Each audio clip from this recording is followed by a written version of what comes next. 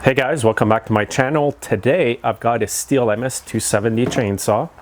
Here it is. This saw came in the shop and the customer says it's seized. Now I can pull it over, but when I go to spin the bar and chain, nothing happens. So I want to show you today what the problem is. This is not a problem that I see that often, but I want to show you guys just in case you ever run across this same issue. MS270, it's actually in pretty good shape, by the way. Good compression. So the engine's not seized, it's the bar and chain. The customer, I guess, got it mixed up, thought the whole saw was seized, whatever. I will start this saw up and you will see that what is actually seized is the bar and chain. Well, the chain.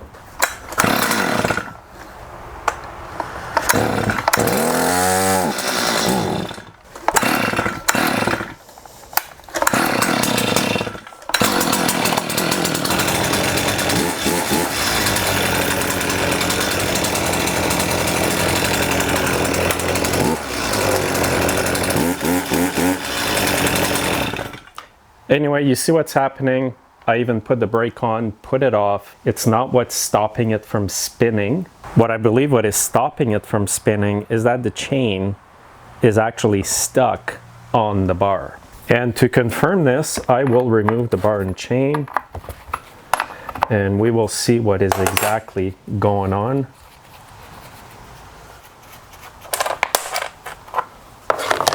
So if I try to spin it, nothing happens. The clutch turns perfectly. Have a look here, and the brake does work. There's a bit of rust on the clutch, not a good sign. Now let's have a close look at that bar and chain. Look at the rust on that chain. So the chain is actually stuck on the bar. Look at that. Wow, I've never seen this before this bad. Now there's a whole lot of rust inside this bar as well. Now the sprocket is also seized here. Now if you're doing this for yourself, you can probably clean this up, unseize the sprocket, etc.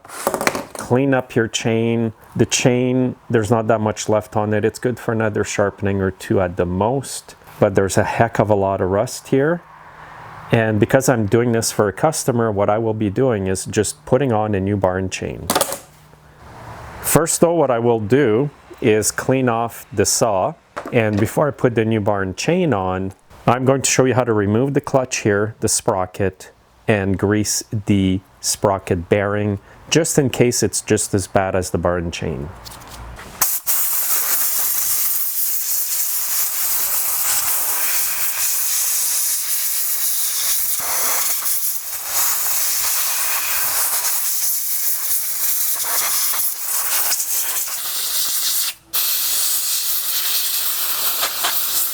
Now just a quick tip, when you air blow all the dirt off your clutch cover, sometimes these small little nylon pieces here that the chain slides along may fly out, so always make sure that you did not mistakenly blow them out of the cover. This happens to me quite often and I gotta pick them up off the ground, clean them and put them back in. Now I'm going to remove the clutch. To get that little E-clip out, just grab your scrunch, get it right in here and pry it out. Have your finger, like I have, just so it doesn't go flying on you. This one's a little stiffer than normal. There we go. Okay, now get your sprocket and the washer off. Now you can pull out the whole clutch drum. And it's a bit dirty inside. It's not too bad actually. I'm just going to go and air blow this out and be right back. So to grease the clutch bearing, I just grab a bit of lithium grease.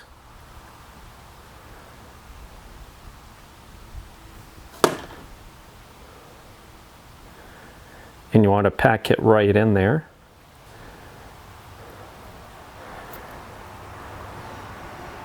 And the sprocket drum, you can clean that with brake cleaner.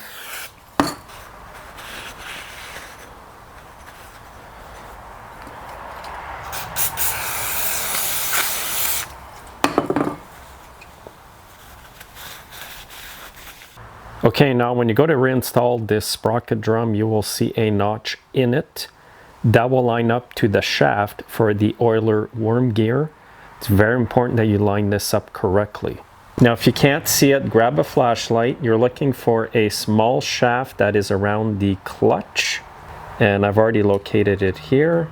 And here's a closer look. There it is. That's the shaft you want in that groove. Now, there's usually an engraved notch right on the sprocket. This one's a bit hard to see. If you can't see it, just make a dab with your black marker or something like that. And then just line it up. Once it's lined up correctly, it will be down all the way. If you don't have it on correctly and you put the sprocket in the washer and there's no room left for the E-clip, that means it is not installed correctly.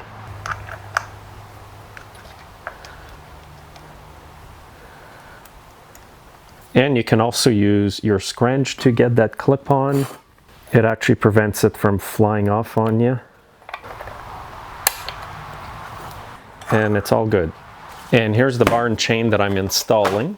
And I'm putting exactly what was on this chainsaw before. This had a 325 bar and chain on it, 50 gauge. And here's the part number for the chain, 23RS67. And the bar, if you go with Stihl, it is 3003 008 6613 325 by 67 drive links. And these bars are expensive here in Canada, guys. This bar is probably 70 bucks or more. Just ridiculous. Now, if you're new at working on chainsaws, you might want to wear some gloves at this point because these new chains are extremely sharp.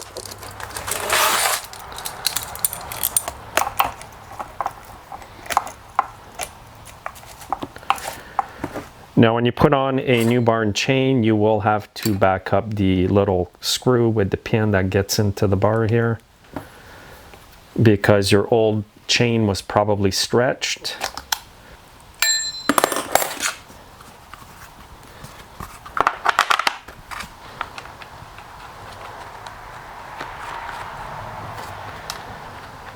Now, when I'm adjusting a bar, I always hold it up and I do spin it with the scrunch. And I do put my new chains just a little bit tighter because they will be stretching immediately. And I especially do that for those who are not used to working on chainsaws or using them because they may not realize that the chain needs to be tightened up shortly after. So I had it on a bit too tight here. I'm going to back off.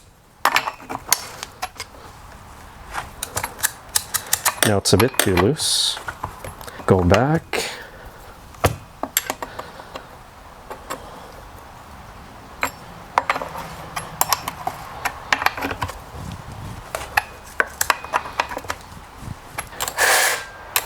Perfect.